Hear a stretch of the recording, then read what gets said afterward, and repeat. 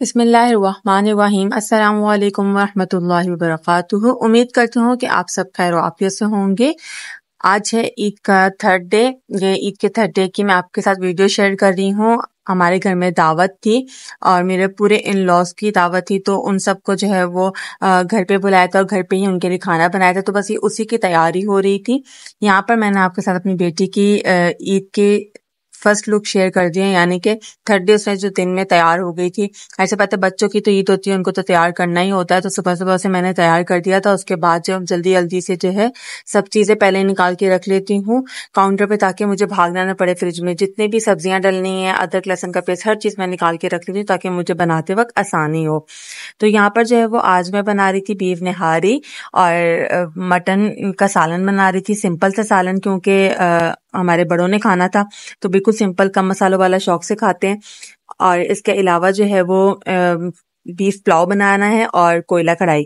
तो यहाँ पर सबसे पहले मैंने निहारी बनाने की तैयारी स्टार्ट कर दी थी, जिसके लिए मैंने यहाँ पर तकरीबन 1.5 कप जो है वो ऑयल ले लिया है, वो शामिल कर दिया था। और गोश्त भी जो था वो तकरीबन 1.5 से 2 किलो के दरमियान में ही था, या शायद इससे भी थोड़ा ज्यादा ही होगा। सबसे पहले मैं प्याज ऐड कर दूंगी और इसे गोल्डन ब्राउन कर लूंगी। यहाँ पर जो है वो मेरे प्याज बहुत अच्छे से ब्राउन हो चुके थे, तो मैं इनको निकाल लूंगी। आपने जो है वो सारे प्याजों को निकाल लेना है। ये मेरा तरीका है, हर किसी का अपना तरीका होता है। अगर आप इसमें डायरेक्ट गोश्त डाल के जो है वो उसको पकाएंगे और पानी में गलाएंगे तो गल जाएंगे आराम से, लेकिन जिन प्याजों को आपने फ्राई किया हुआ होता है ना, वो गलते नहीं, अच्छे से मिक्स नहीं होते, वो शोरबे में नजर आते हैं, तो वो मुझे अच्छे नहीं लगते। इसलिए मैं प्याजों का पेस्ट बना के शामिल करती हूँ। यहाँ पर मैंने जब अपने गोश्त को ऐड कर दिया है और उसको अच्छे से फ्राई कर लेना है, इतना फ्राई करना है उसका कलर चेंज हो जाए। तो उसके बाद यहाँ पर मैं अदरक लहसुन का पेस्ट शामिल कर दूंगी। आप अपने चिकन या गोश्त की क्वांटिटी के अकॉर्डिंग अदरक लहसुन का पेस्ट शामिल करेंगे। यहाँ पर मैंने 1.5 चम्मच जो है वो अदरक लहसुन का पेस्ट शामिल कर लिया है। इसे अच्छे से जो है वो मैं गोश्त के साथ फ्राई कर लूंगी। और अब यहाँ पर जो है वो मैं प्याजों का पेस्ट शामिल कर दूंगी। बस सिंपली आपने जो इसको ब्लेंडर में डाल के ब्लेंड कर लेना है, उसको शामिल कर लूंगी और उसको अच्छे से पका लूंगी। तो जब तक जो है वो यहाँ पर हमारा गोश्त पक रहा है, यहाँ पर हमने कुछ मसाले ले लिए हैं, जिसमें 1.5 चम्मच मैंने यहाँ पर जीरा लिया है, जायफल जावित्री, 1.5 चम्मच ही मैंने यहाँ पर सौंफ ली है, 2 बादियान के फूल लिए हैं, 1 चाय का चम्मच काली मिर्च, 2 बड़ी इलायची, 2 दालचीनी के टुकड़े, आधा चाय का चम्मच अजवाइन, 7 से 8 लौंग, 4 से 5 छोटी इलायची और कुछ तेजपात। ये मसाले हैं जिन्हें मैंने ले लिया है। हम इसी को जो है वो अच्छे से भून लेंगे और भून के जो है उसका पाउडर बना लेंगे। तो यहाँ पर जो है वो मेरा गोश्त जो है वो उसमें प्याज अच्छे से जो है वो मिक्स हो चुके थे। तो अब यहाँ पर मैंने तकरीबन 1 छोटी प्याली जो है वो दही की ऐड कर ली है। मैं दही लाजमी ऐड करती हूँ निहारी में। लोग इसमें टाटरी वगैरह ऐड करते हैं खट्टापन लाने के लिए, मैं इसमें खट्टा दही थोड़ा सा शामिल कर देती हूँ। यहाँ पर मैंने बस बेसिक से मसाले ऐड किए हैं, जिसमें मैंने 1 खाने का चम्मच हल्दी शामिल की है, 1.5 खाने का चम्मच लाल मिर्चें पिसी हुई शामिल की हैं और 1 खाने का चम्मच मैंने जो है वो कश्मीरी लाल मिर्चें शामिल की हैं, जिसका कलर होता है, टेस्ट नहीं होता, यानी कि वो तीखी नहीं होती है। और अपने टेस्ट के अकॉर्डिंग नमक शामिल किया है। अब इसे अच्छे से जो है वो हमने मिक्स कर लेना है। अब हमने इसको इतना पकाना है कि ऑयल जो है वो सेपरेट हो जाए। और जब हमने मसाले भून लिए थे वो ठंडे हो चुके हैं, मैं अब इसे ग्राइंड कर लूंगी। तो यहाँ पर जो है वो हमारा मसाला बहुत अच्छे से पक चुका था। अब हम यहाँ पर निहारी मसाले को शामिल कर लेंगे, वही जो भी हमने बनाया है। तो अब हम इसे शामिल कर देंगे। बस मैंने 1 चम्मच रख लिया था, इसको बिल्कुल एंड में शामिल करना है। सौंफ जो है ना निहारी की जान है। अगर आप होममेड मसालों से बना रहे हैं तो सौंफ जो है ना भाई निहारी की जान है। अगर आपने सौंफ डाल दी ना तो आपकी निहारी बहुत अच्छी बनेगी। तो अब जो है उसको अच्छे से जो है वो भून लेना है। मैंने यहाँ पर हड्डी वाला गोश्त इस्तेमाल किया था। निहारी में जो है ना वो बड़ा मजे का टेस्ट आता है। ये जो बड़ी हड्डी होती है ना पाए वाली, इसका बहुत अच्छा टेस्ट आता है। अगर आप इसको डालकर जो है वो बनाएंगे तो आपको जरूर पसंद आएगी। तो अब यहाँ पर आप देख सकते हैं कि गोश्त को पकते हुए तकरीबन 10 मिनट हो चुके थे। टोटल टाइमिंग बता रही हूँ मैं इसकी। इसका ऑयल जो है वो सेपरेट हो चुका था। मैं इस सारे ऑयल को निकाल लूंगी। बाज लोग जो है वो ऑयल नहीं निकालते और बाद में दोबारा ऑयल का तड़का लगा के शामिल करते हैं, हल्दी वगैरह, वो मुझे बिल्कुल नहीं पसंद। इसमें जो है वो ऑयल में गोश्त का टेस्ट आ जाता है, तो ये अगर आप ऊपर से डाल के सर्व करेंगे ना तो बहुत मजे की लगती है। तो बस मैंने ऑयल निकाल के जो है वो पानी शामिल कर दिया। पानी मैंने तकरीबन यहाँ पर 1.5 लीटर के करीब शामिल किया था, क्योंकि निहारी आपको पता है गोश्त भी अच्छे से गला लेना है हमने, और शोरबा तो उसका वैसे ही मजे का होता है, शोरबा ही खाने वाला होता है। तो बस जो है वो अब मैं कुकर को बंद कर दूंगी और 10 मिनट के लिए जो है वो, जब सीटी बजना स्टार्ट होगी तो उसके बाद 10 मिनट मैंने टाइम नोट कर लेना और उसको जो है उसके बाद बंद कर देना है। यहाँ पर जो है वो गोश्त को बहुत कम टाइम गला रही हूँ, 10 मिनट, क्योंकि ताज़ा गोश्त है ना तो इसलिए जो जल्दी गल जाएगा। यहाँ पर जो है वो 10 मिनट हो चुके थे और हमारा गोश्त जब आप देख सकते हैं सिर्फ 10 मिनट के अंदर इतना अच्छा गल चुका है। गरम था तो इसलिए मैंने छुरी की मदद से जो है वो आपको कट करके दिखाया, हाथ से पकड़ के मैं आपको दिखाऊंगी कि इतना अच्छा हमारा गोश्त जो है वो गल चुका है। अब हम जो है वो आटा भून लेंगे। यहाँ पर भी अगर आप आटे का इस्तेमाल करेंगे तो बहुत अच्छी बात है। बाज लोग जो वो कॉर्नफ्लोर का इस्तेमाल करते हैं, तो निहारी में कॉर्नफ्लोर का कोई कॉन्सेप्ट नहीं है, आटा ही जो है वो उसकी मेन इंग्रेडिएंट कह लीजिए। आटे से ही जो आप उसको गाढ़ा करेंगे, थिक करेंगे, तो वो ही असल टेस्ट आएगा निहारी का। तो यहाँ पर मैंने तकरीबन 1 प्याली आटा ले लिया था और उसको अच्छे से जो है वो मैंने भून लिया है। अब यहाँ पर मैंने कुकर से जो है वो एक पतीले में निहारी को ट्रांसफर कर दिया था और उसमें जो है वो मैंने एंड में दोबारा थोड़ा सा सूखा धनिया और गरम मसाला पाउडर शामिल कर दिया था। मुझे बड़ा अच्छा लगता है जब सालन बन जाए ना, बिल्कुल एंड में अगर आप ये गरम मसाला और सूखा धनिया डालें तो उसकी तो खुशबू बहुत अच्छी आती है। तो बस जो ये आटा हमने भून लिया था उसको मैंने जो है वो पानी के साथ मिक्स कर लेना है, और जो हमने निहारी मसाला बनाया था उसका 1 चम्मच जो मैंने रखा था वो भी हमने इस आटे में शामिल करके इसमें मिक्स कर लेना है। अब अपने आटे को शामिल कर लेना है अच्छे से और इसको जो है वो 15 से 20 मिनट धीमी आंच पे पकाना है ताकि ये अच्छे से गाढ़ा हो जाए। तो लीजिए हमारी निहारी जो है वो तैयार है।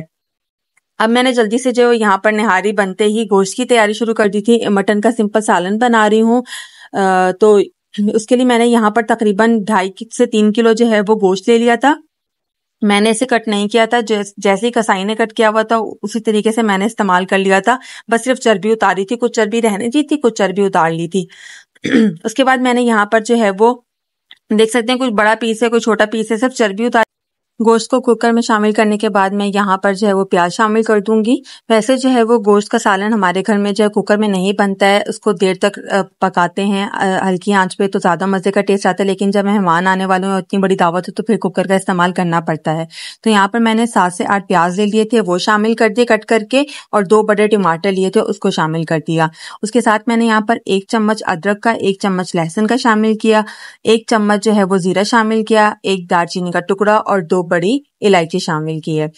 उसके बाद मैं यहाँ पर 1.5 खाने का चम्मच तकरीबन नमक शामिल कर दूंगी और इसमें अब जाएगा पानी। आपने पानी जो है वो यहाँ 2 गिलास शामिल किए हैं, आप जो है अपनी मर्जी के मुताबिक जो पानी शामिल कर देगा। मैंने पानी इससे थोड़ा ज्यादा डाला था क्योंकि जो है वो मैं जो इसकी यखनी होगी उसी से इसकी ग्रेवी बनाऊंगी। तो बस अब जो है उसको अच्छे से मिक्स कर लेना है। पहले मैंने 1 गिलास पानी शामिल किया था, मुझे कम लग रहा था, तो फिर मैंने बाद में पानी और शामिल कर दिया था। अब इसको अच्छे से मिक्स करके मैं कुकर को बंद कर दूंगी और जैसे एक सीटी बजना स्टार्ट होगी तो 7 मिनट के टाइम के बाद मैं कुकर बंद कर दूंगी। अब बकरे का गोश्त है तो ये और जल्दी गल जाता है, इन्हें ज्यादा नहीं गलाना। तो यहाँ पर 7 मिनट बाद मैंने कुकर बंद कर दिया था और गोश्त जो है वो हमारा बहुत अच्छे से गल चुका है। उसके बाद यहाँ पर जो है वो मैं इसको अच्छे से मिक्स कर लूंगी। यखनी मैंने निकाल ली थी और जो थोड़ी बहुत यखनी थी उसको मैं खुश्क कर लूंगी तेज आंच करके। उसके बाद यहाँ पर मैं 1 प्याली जो है वो ऑयल शामिल कर रही हूँ, क्योंकि गोश्त जो है वो अपना ऑयल छोड़ चुका है, यखनी में ऑयल भी है, तो जो उसकी चर्बी होती है उससे ऑयल निकलता है, तो मजीद और भी निकलेगा। तो ज्यादा ऑयल डालने की जरूरत नहीं है, अगर आपको ज्यादा ऑयल डालना है तो आप डाल सकते हैं। उसके बाद जो है वो उसको अच्छे से मिक्स कर लेंगे और मैं यहाँ पर कुछ मसाले शामिल करूंगी। बिल्कुल सिंपल से मसालों के साथ ये सालन बनाना है, क्योंकि बड़ों ने ज्यादा शौक से खाते हैं, तो बकरे का सालन उन्हीं के लिए बन रहा है। बच्चे और लड़कियां, हमारे खवातीन वगैरह जो पुलाव और चावल वगैरह ज्यादा शौक से खाते हैं। तो यहाँ पर मैंने हल्दी शामिल कर दी थी, मिर्चें, और 1 चम्मच जो है वो मैंने लाल मिर्च शामिल की थी पिसी हुई, आधा चाय का चम्मच मैंने काली मिर्च शामिल की थी और 1 चाय का चम्मच मैंने हरी मिर्चों का पेस्ट शामिल किया था। अब इसको अच्छे से जो है वो हमने मसालों को भून लेना है। नमक मैं पहले ही शामिल कर चुकी थी, इसलिए नमक दोबारा ऐड नहीं करना। एंड में अगर आपको जरूरत लगे तो आप शामिल कर लें। यहाँ पर मैंने 5 से 6 हरी मिर्चें शामिल कर दी थी। अब मैं इसको अच्छे से जो है वो भून लूंगी। जितना ज्यादा आप सालन को अच्छे से भूनेंगे उतना ज्यादा मसालों का टेस्ट जो है वो उभर कर आएगा और मज़े का सालन लगता है। अगर आप सालन को कम भूनेंगे ना तो आपके सालन में कभी भी अच्छा टेस्ट नहीं आएगा। तो यहाँ पर जो है वो सालन को भूनते हुए मुझे तकरीबन 5 से 7 मिनट हो चुके थे और सालन तकरीबन हमारा जो है वो भुन चुका है, गोश्त बहुत अच्छे से भुन चुका है। अब यहाँ पर जो है वो मैं मज़ीद उसको पका रही हूँ क्योंकि मुझे जब जितना ज़्यादा सालन भुना हो ना अच्छा लगता है। तो यहाँ पर अब मैंने जो यखनी निकाली थी ना उसी को शामिल कर दिया है। तकरीबन 1 गिलास यखनी बच गई थी तो वही थी, उसी को शामिल कर दिया। बस हल्की हल्की ग्रेवी होगी और हमारा सालन तैयार है। उसके बाद जो मैंने बर्तन सारे निकाल के साफ करके जो है वो टेबल पे अरेंज कर लिए थे ताकि जब मेहमान आए तो हफरा तफरी ना हो। हर चीज़ बाहर निकाल के रख ली, साफ करके रख लिए, हर चीज़ अरेंज करके रख लिया ना तो आपको बहुत ज़्यादा आसानी हो जाती है। आपको फिर एंड टाइम पे भागना नहीं पड़ता कि ये चीज़ वहां पड़ी, ये चीज़ यहाँ पड़ी। जब आपको पता है कि खाने में इन इन चीज़ों का इस्तेमाल होगा तो आप सब चीज़ों को जो है वो पहले ही निकाल के रख लें। तो यहाँ पर मैंने सैलेड भी बना लिया था और निहारी के लवाज़मात जो होते हैं अदरक, धनिया, नींबू, हरी मिर्च इनको कट करके रख लिया था। और ये प्याज जो है वो मैंने पुलाव के लिए फ्राई करके रखे हुए थे। जब दम खोलूंगी तो उसके ऊपर से मैं शामिल कर दूंगी, बहुत मज़े का टेस्ट आता है। इसके अलावा मैंने रायता भी बना लिया था। तो बस यहाँ पर जो है वो मेहमान आना स्टार्ट हो चुके थे। मैंने सालन जो मैंने बकरे का बनाया था उसको गर्म कर लिया था। उसमें मैंने 1 खाने का चम्मच धनिया पाउडर और आधा चाय का चम्मच जो मैंने गरम मसाला शामिल करके धनिया शामिल करके मिक्स कर लिया था। तो ये आज की डिशेस थी। चिकन का जो है वो चिकन की मैंने कोयला कढ़ाई बनाई थी, बीफ पुलाव था और बीफ की निहारी थी और मटन का सालन था, सिंपल सालन। तो जो है वो तमाम तैयारी हो चुकी थी और उम्मीद करती हूँ कि आपको आज की मेरी रेसिपी ज़रूर अच्छी लगी होगी। यहाँ पर जब मैं आपके साथ अपनी बेटी की इस दिन की जो है वो सेकंड लुक शेयर कर रही हूँ। जब मेहमान आ गए थे तो ये माशाल्लाह माशाल्लाह बहुत प्यारी लगी, सबको बहुत प्यारी लगी थी। आप भी माशाल्लाह लाजमी कहिएगा। और इतना प्यारा ड्रेस जो उसकी दादी ने बनाया था। तो उम्मीद करती हूँ कि जो है वो आपको आज की मेरी वीडियोस अच्छी लगी होंगी। मुझे कमेंट बॉक्स में ज़रूर बताइएगा। और अगर आप कोई रेसिपी जो है वो मुझसे सीखना चाहते हैं, किसी भी तरह की डिश हो, चाहे वो मीठी हो या चाहे वो नमकीन हो, तो मुझे कमेंट बॉक्स में लाजमी बताइएगा। अपना बहुत ख्याल रखिएगा। अल्लाह हाफिज़।